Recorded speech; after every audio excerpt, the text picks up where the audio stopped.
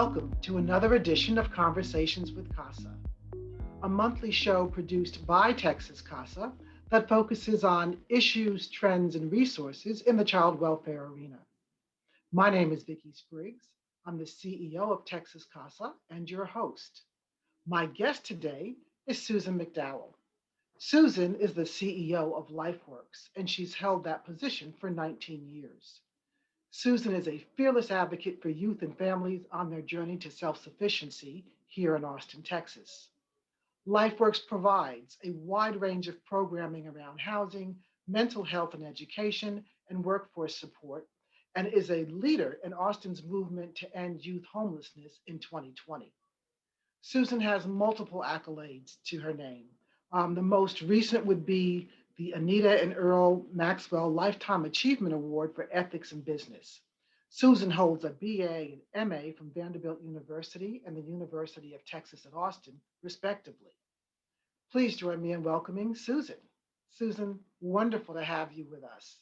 I'm honored to be here, Vicki. Thank you. Thank you. And on behalf of all the Austinites, I can't say a big enough thank you for everything you've done to address youth experiencing homelessness in Austin and really working to eliminate that. Thank you so much for that. And I say that again as an Austinite, not only as a Texas CASA representative. So would you please tell us about, in the viewing audience, about LifeWorks, its mission and the population you serve? And I want to caveat that with, to the viewers, even though this is an Austin-based resource, it is something that we're sharing with you because youth experiencing homelessness is something that's happening across the state. So many of our youth coming out of foster care, if they're aging out, they're experiencing homelessness. And what's happening here is something that can be duplicated anywhere in the state. And so, Susan, I turn the question back to you. Again, please describe LifeWorks, its mission, and the population you serve. Absolutely. So at LifeWorks, we are fearless advocates for youth and families on their journeys to self-sufficiency. And we have a very wide spectrum of services, but the core of our mission, and sometimes we define it as the core problem we are trying to help solve with our youth, are what are the barriers that they are facing as young adults to self-sufficiency. The youth we're serving, many of them have grown up and aged out of foster care or experienced juvenile justice or have experienced the trauma and the transitions involved with homelessness. So they are, at the age of 18, not quite adults and certainly not really children anymore. So we kind of have three core beliefs that organize all of our solutions that we provide. First core belief is that everybody deserves a place to call home. So we have a whole spectrum of outreach and housing services and even diversion services for youth and young adults experiencing homelessness. Second thing we believe is that everybody deserves the opportunity to learn and work. So we have evidence-based workforce and education services kind of specifically designed for youth who have experienced trauma and in some cases mental health issues. Then the third thing we believe, and this may be the most important, is that everybody deserves the chance to heal from trauma. So, everybody listening to this has experienced trauma. Nobody escapes life without trauma, but our young people, our young adults who we are serving have certainly had more trauma in their young lives than most people experience throughout their entire lives. So we are committed to, healing-centered environments, trauma-informed care, and evidence-based mental health services to help in that journey to healing. So housing can be successful and educational and workforce successful as engagement. So we're known very well for work we do around youth homelessness, but I hope what you're hearing is that we are very much about developing services that will be very engaging for youth and will really treat the whole person on whatever their journey and their vision is for their future. Yeah, definitely. It's a holistic approach. Absolutely. That comes across loud and clear. And it sounds like that comprehensive, holistic approach really makes the services that you provide unique.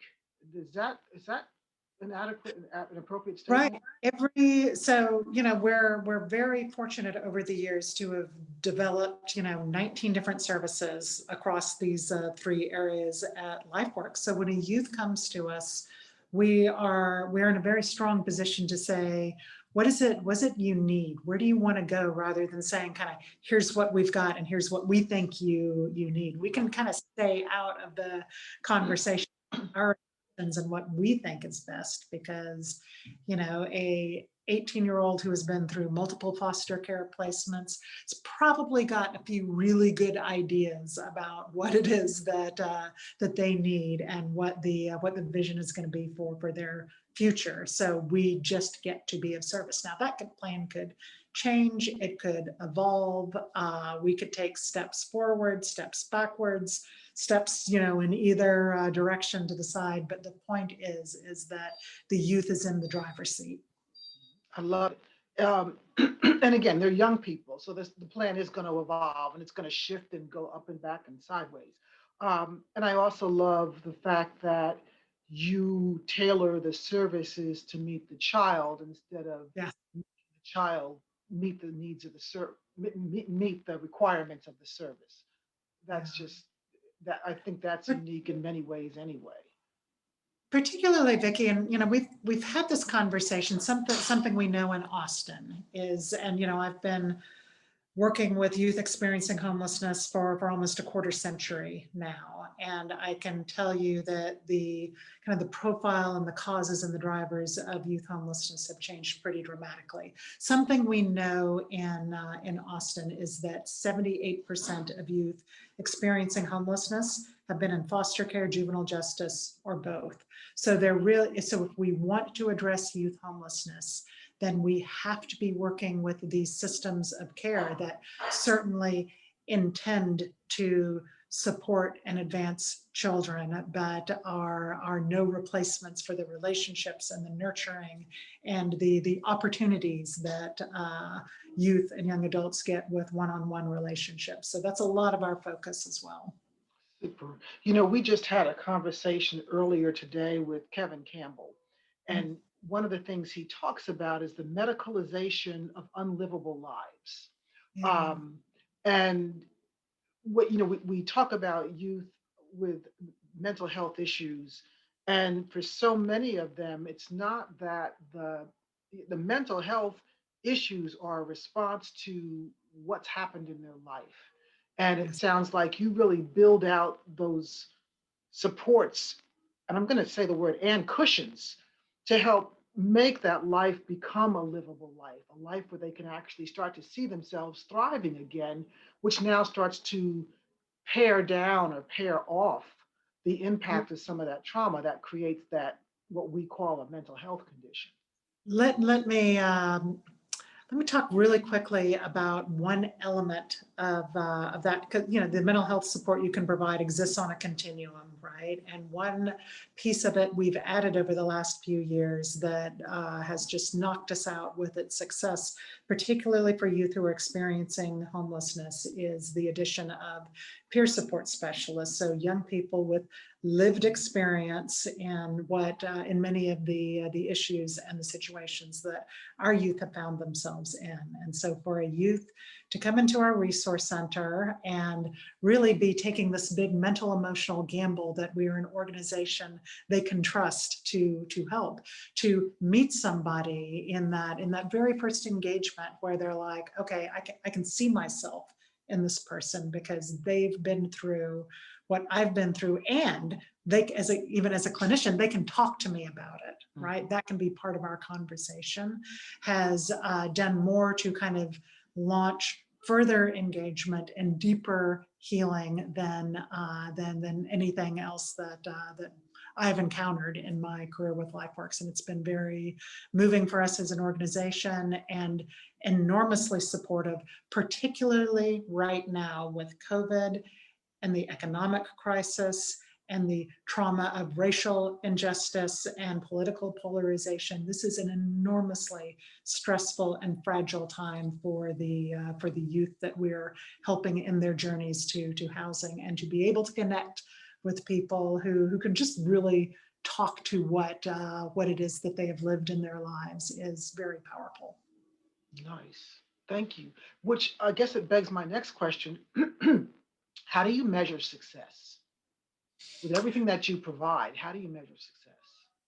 Well, I can give you a kind of an adult-centered data analysis, kind of answer to that, or I can give you an equally true when a youth has met their goals, right? And that's part of the first interaction. When a youth comes to us, we utilize a tool called the self-sufficiency scale that measures self-sufficiency across 24 domains, and we do that very regularly at 3-month intervals, and the adults behind the scene, we're analyzing our results. But all of this really translates to an action plan owned by youth that again gets back to that conversation of, I'm thinking stable housing, and I'm thinking, CAP Likert scores and all of that. But the youth is really thinking, I want to feel good. I want to feel safe. I want to have a job. I want to have friends. I want to feel connected. So making sure that, whatever it is we're looking for progress, it really resonates with youth. So they're the final ones who say, I think I have what I need now, and I don't need you all anymore, right? So that would be, whatever safety looks like, stable housing, right? Is that your own apartment? Is that a roommate situation? Is that a family unification? So something in that it can look different. It doesn't have to look like, paying rent in an apartment for, 7 months straight, or whatever, however we might want to objectively measure it. And so it's really meeting the youth's goals. That's what success is, and it's highly individualized. Now, that said, I can also, rattle off a lot of accomplishments. Like in 2 years, we have moved 653 youth from literal homelessness to permanent housing, right? So there's some systems accomplishments and objective ways to look at success, but we are still amidst that, absolutely one youth at a time, whatever their goals are, and how we can help them achieve the lives that they want. Beautiful. And tell me the name of the assessment tool you use again, and where is it in the realm of resources that maybe a CASA program could use? Well, and we may want to share the LifeWorks Austin website that has a resources section. Perfect. Where we have the self-sufficiency matrix and a user's guide to it that is, open sourced information, and also just some white papers and some data of just things we have learned in its applications about both the strengths and resilience and the challenges and vulnerability of the youth that we serve. So it's a very compelling tool. It helps us learn kind of what's effective, what's not effective, but you always have to marry that with, what is it that youth want? What's in, because if what we're providing isn't working, or it's not what youth want, then, we might as well not do it. So, we really try to look through 2 different lenses. What is kind of objectively effective and moving towards, kind of traditional markers of self-sufficiency, but what is truly engaging for youth? Because what all CASAs know is that this is relationship based. There has to be trust for there to be engagement and buy-in. Exactly. And again, I just really absolutely applaud you. The program LifeWorks has been life-changing, clearly. For the youth who cross that door, and for the people who hear about it, because it gives them another way of looking at it. Because so much, again, of what you do is it's not focused on what the system needs to say is success. It is focused on what does the young person define as success for them. Because, the system gets out of hand. We have all these, White Castle aspirations, and the child, the young person just wants something that might be, it's not White Castle, it might be an apartment, it might be, just in terms of metaphorically speaking, right? Just the system kind of gets out of hand. It's got all kinds of classist stuff associated with it. Yep. It's just ridiculous. But so I'll tell you one thing that has been, again, in terms of us building a community movement around ending youth homelessness, which is the involvement not only of other service providing agencies, but the city and CPS and juvenile justice to build a system where our housing capacity and our ability to support the success of young adults is going to at least match, if not exceed, the number of youth who need our help. That's the goal. We've got a little ways to go to get there, but that's the goal, is really getting everybody on the same page so we can meet the individual needs of youth. Our most important partner in this movement is youth leadership, and particularly a group of youth known as the Austin Youth Collective, who from the get-go are their youth. They've got lived experience in homelessness and some of them foster care, and they are providing advocacy, directions. At times they have made the funding decisions involved with building the system and bringing it to scale. And, under kind of the banner of, nothing about us without us, they provide that element of truth and accountability to the lived experience and the pain that youth experience and living on the street, that has been just transformational for both the service providers and the movement as a whole. Super, thank you. So, and youth experiencing homelessness, we know, are high targets to be victimized by traffickers. Yeah. So knowing this, how can CASA volunteers best serve these youth and keep them safe? Yeah, that is a great question. And, I talk about this community movement, but even just kind of the narrow LifeWorks services, I just have to give the recognition and shout out that, about our just and wonderful collaborations with CASA volunteers. And I will never forget one of my first I think it was the first Christmas that I was executive director of LifeWorks, and I spent the evening at our emergency shelter where, several CASA volunteers just dropped by to see their youth. And so there weren't necessarily family members stopping in, right? That wasn't going to be an option, but the CASA volunteers who, had that relationship to make that connection on Christmas. And that's my way around answering this. It's like, what's the most important thing for youth is to have these relationships with people who are kind of just paying attention, watching what's going on in their lives, and actively watching what's going on in their lives. So having a relationship with youth, kind of being in their lives, seeing who they're hanging out with, seeing the communication forums that they're engaged in. All of our, we believe this as parents, we believe this as advocates for children. Children, young people need adults in their lives who are actively curious about what they're doing and will put forth the time, the effort, the intentionality to be engaged, so they don't fall through the cracks, so they don't end up in places or spaces where they are going to be vulnerable to trafficking. Yeah, thank you. Thank you. And it's, yeah, well, and they say while it takes a village to raise a child, that one connection Yes. can make that critical difference in just helping that child see a bigger, brighter future for him or herself.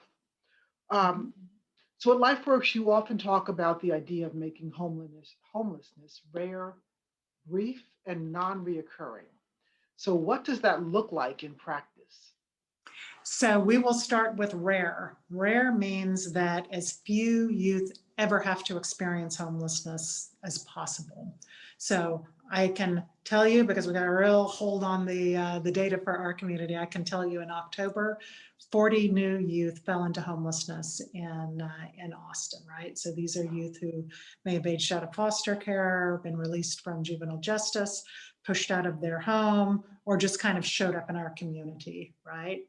So we want to narrow that pipeline. So we created a program called Diversion that is working closely with CPS, juvenile justice, and the school districts to help identify, share data, and help identify youth before they experience homelessness. So, no youth should have to end up in a state of homelessness before they can get help, right? So that's the rare piece, is really kind of narrowing that funnel into to homelessness.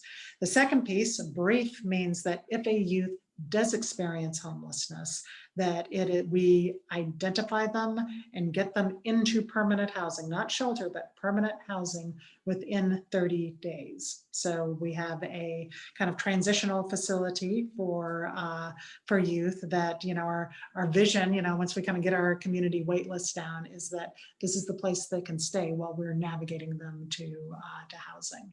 And then non-recurring means that if they do experience homelessness, it only happens one time. So, I mentioned we have, numerous different kinds of housing programs, including transitional living, a form of housing called rapid rehousing that provides some temporary support and apartment location. But the real magic in that is, how do we wrap around both services and community support for youth, so their housing is successful. So, that might mean there's some mental health services. They may be engaged in our workforce program, but also, and more importantly, we're helping them develop what their social networks are going to be, right? It's like, is that CASA volunteer still involved, or are we kind of working on connecting with some relatives, which CASA can help with some. So, what is that extended network of support, which frankly, just for most of us as human beings, is why we're successful, right? Because we have the folks we can call when we're feeling blue or lonely, or we have good news to share. That's the real sustainability. Super. So just by way of contact points, so for making it rare, I would imagine that Child Protective Services is making referrals, or the CASA volunteer, if the youth is involved with CASA, is making a referral if they see that this child looks like they're getting ready to age out and there's no net there. And Right. then for brief, if the child is on the street, is it usually, I guess, peer referral? A peer might say, hey, you need to check this out, or how do you find out if the youth is? Yeah, we do.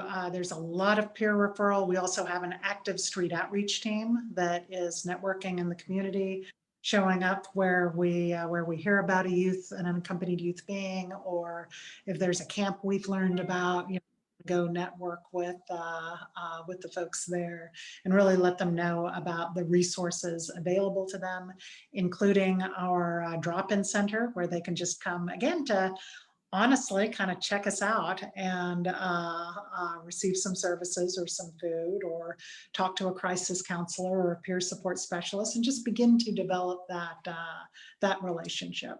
Super. And again, definitely impacting the whole issue of the potential of that child being victimized by a sex trafficker as well, by having that outreach out there. So how can our audience learn more about where to go, about how to access your resources? Yeah. You can visit our website, which is www.lifeworksaustin.org, and that gives a full rundown of services, of ways to engage, of how to refer, and also a more detailed breakdown on the wider community collaborative movement to end youth homelessness by making it rare, brief, and non-recurring, including an actual animated video on rare, brief, and non-recurring. Oh, good deal. Perfect. Susan, again, I, as an Austinite, just really thank you and the staff and the board of LifeWorks for the life-changing work that you're doing. They say we can't prepare the future for our youth, but we can prepare our youth for the future. And that's certainly what you all do there. And I really thank you for that. And I thank you on behalf of Texas CASA and the CASA Network for your time today and joining us with Conversations with CASA. Thank you. Absolutely. And thank you for joining us. And we hope to see you next time.